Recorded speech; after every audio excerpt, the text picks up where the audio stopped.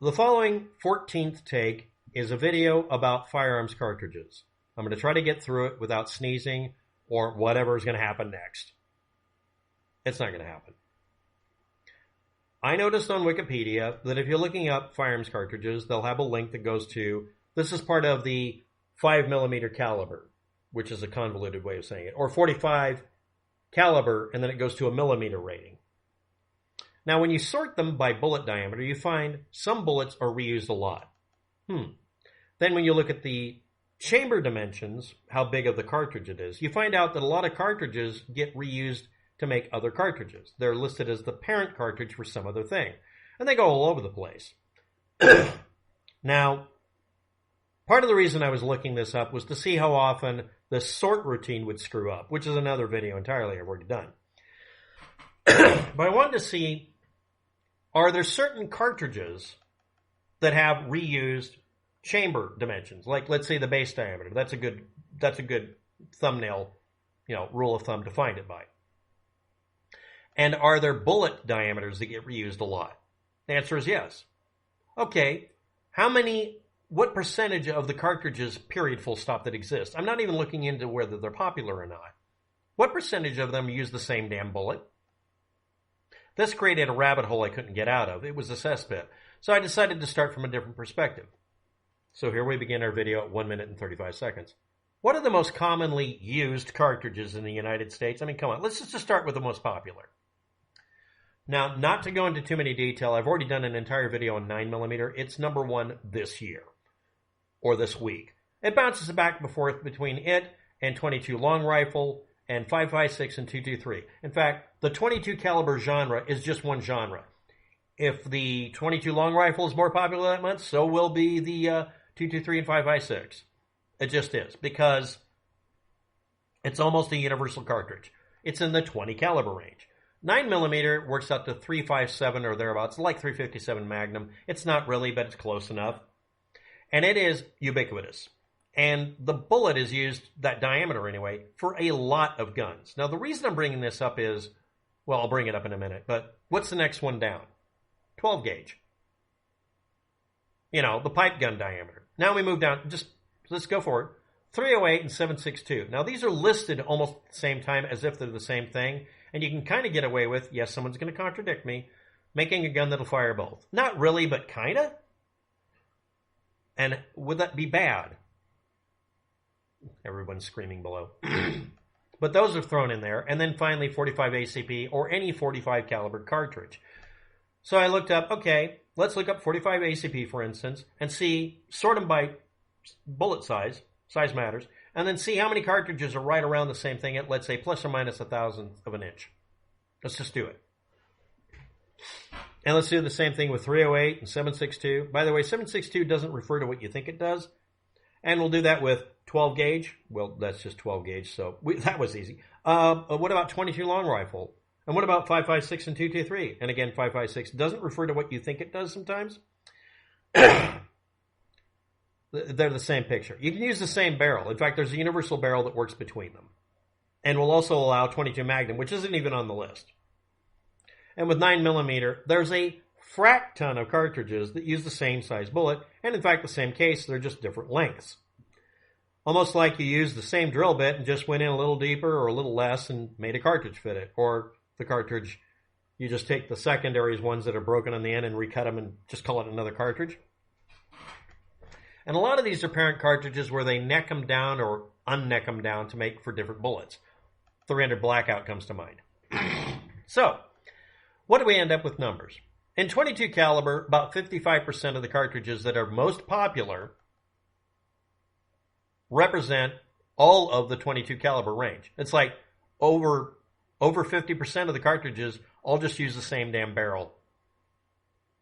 And a ridiculous portion of that reuse the same cartridge. Nearly the same thing. And they're all the same thing. There's just, it's.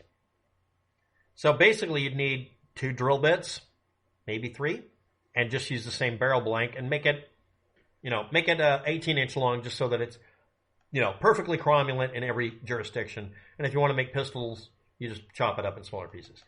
But there you go. And that's That's me counting all the cartridges I'm not even thinking of because they're not on the list of popular. They're not even showing up on the radar.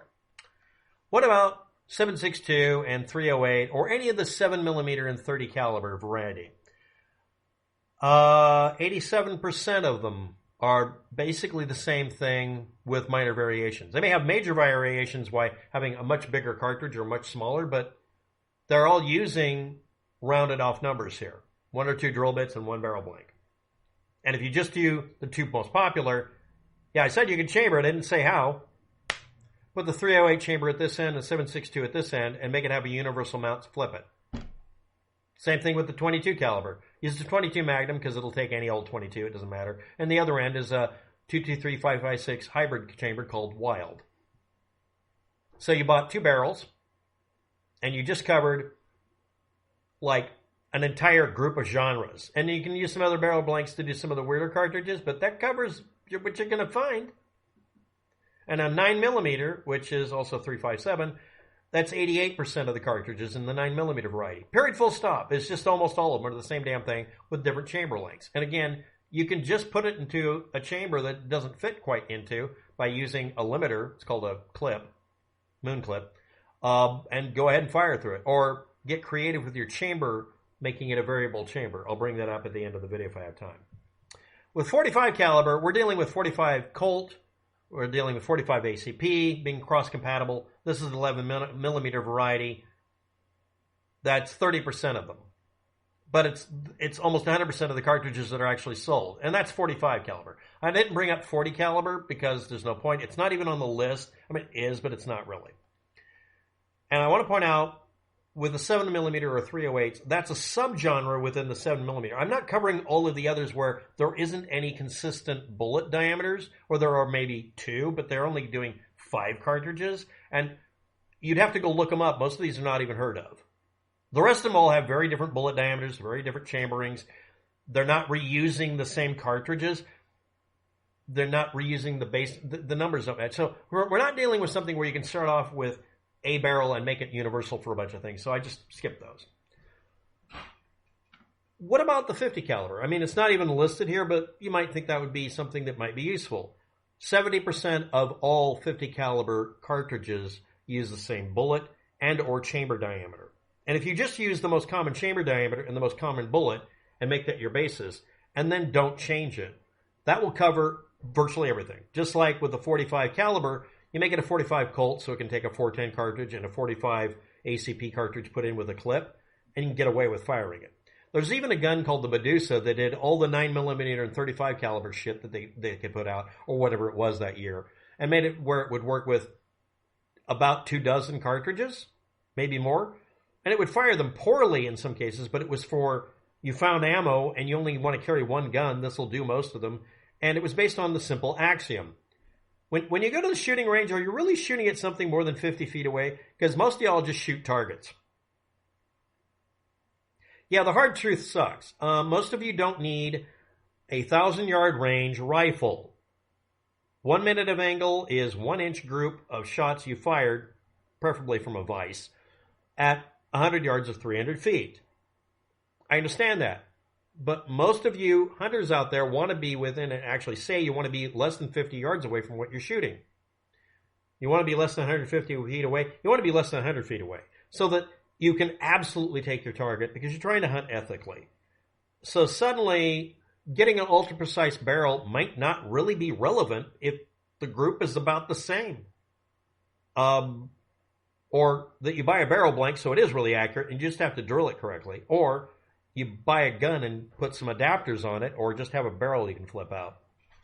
This is where the AR-15 comes into mind because the cartridge is so long, you can load dozens of cartridges in the same magazine almost and put on different barrels, and it becomes a pseudo-universal gun. But again, this is mostly based on thought experiment, video game style, the end of the world as we know it, sustainability after the downfall of Western society.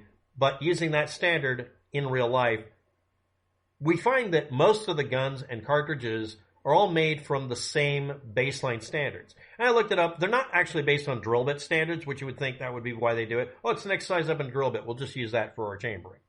That isn't it. But they're very closely related. There's 17 drill bits, metric and Imperial mixed together, that if you got them, it covers 144 cartridges. That's a pretty good coverage in a seemingly limited number of actual popular cartridges here. And it's 11 pieces of tubing because they're very specific diameters for the bullets. But there's 5 pipe diameters, that work. Like a good example is 0.405 outer diameter pipe. That's 0.307 for a 308 barrel. That's a hunk of pipe. Schedule 10, 1/8 inch pipe. That's your 308. What about 357? Well, you're getting 356, and it's half-inch outer diameter, 15 gauge rated half-inch tubing. It's steel tubing for making roll cages. That's it. That covers just 2. But that'll chamber like a dozen rounds each for each of them, or the 2 most popular, 1 on each end. And more importantly, if you already have, you probably already have if you have a firearm, if you have one of these, it can be done for lots of different chamberings. You can also get barrel adaptions for your handgun for doing all sorts of cartridges that happen to fit the same range. The reuse of the bullets, seemingly, and the reuse of the chambers, cartridges, seemingly, has caused a kind of homogeneous, fluffy feeling here. Now, again, this is mostly end-of-the-world video game scenario. Let's move on. So there are generic calibers, kinda, within each range of cartridge type, mostly. And if you just use the most popular, it's up to 90% of the cartridges that you're going to be looking at will fire through the same barrel, and you just chamber them. And it's a collection of pipes and tubes from 0.171 inner diameter. Yeah, that's BB gun diameter, but it's also a rifle cartridge, by the way. All the way up to 74.2 or 73.1 inner diameter for a 12 gauge. The whole range is in there for drill bits, for tubing and pipe diameters. And the drill bits vary back and forth, almost even Steven, with metric and imperial. And then I go into details of the 9mm and everything like that in a document that may be in the video here, or I might just dump it in the video description, archive it, and then you'll just have an archive link to higher detail. But what this breaks down to is, yes, the industry reuses the same barrels to make a bunch of guns. And they reuse the same dies to punch out the bullets and resize them, and reuse the same cartridges, just variable lengths, or changing their physical shape to make lots of cartridges. Now, if it was pushed to where people would just pick the next size up or down so they would be reusing it, that would lower the cost of ammo, not really affect performance. I'm sorry, it wouldn't affect it for shit. It really wouldn't. You're going to have people who are handpecking, just beating away at, 1/1000th of an inch about chasing lands and getting perfect dimensions. These are the same people that say that you can't fire 5.55, 5.56, and 2.23 through the same barrel as an axiom that's absolute, even though the wild chambered bull barrels exist for that purpose. Don't even get me started when you point out that you can drill the end of it with a number 2 drill bit and stick a 22 Magnum backwards through it. That's like saying the world is flat or something, or round in their case. So, they get outraged. So why do this video? I noticed something funny on Wikipedia. Does this have any practical value? If you wanted to get into fixing barrels in the United States, you'd need about a dozen barrel blanks and 10-foot sections to chop up to repair guns and rechamber them. You'd need 17 drill bits or chamber reams. Not kidding. It's really about like that. Variable depth chamber reams. I'll do a video later, but you can make it to where you start off with the same barrel and you have a variable length chamber by tightening it down onto it to make it towards a collar, or screwing the barrel into it like it's a receiver, and it would actually work. But anyway, that's a video about something interesting I noticed on Wikipedia about bullet diameters, sorting them, and finding out that they're reusing them a lot. And then when you sort the base diameters, you find out the cartridges are being reused. It's just the length of the cartridge, and whether or not they neck it down or not, and which bullet they jammed into it afterwards. And yeah, I'm going to have links to a video on people talking about universal chambering for things. And yeah, it can be just like a 12 gauge or a 22 where you can load one chambering to rule them all if you want. And yeah, your accuracy isn't going to suffer if you're not doing anything but hitting a paper plate 50 feet away.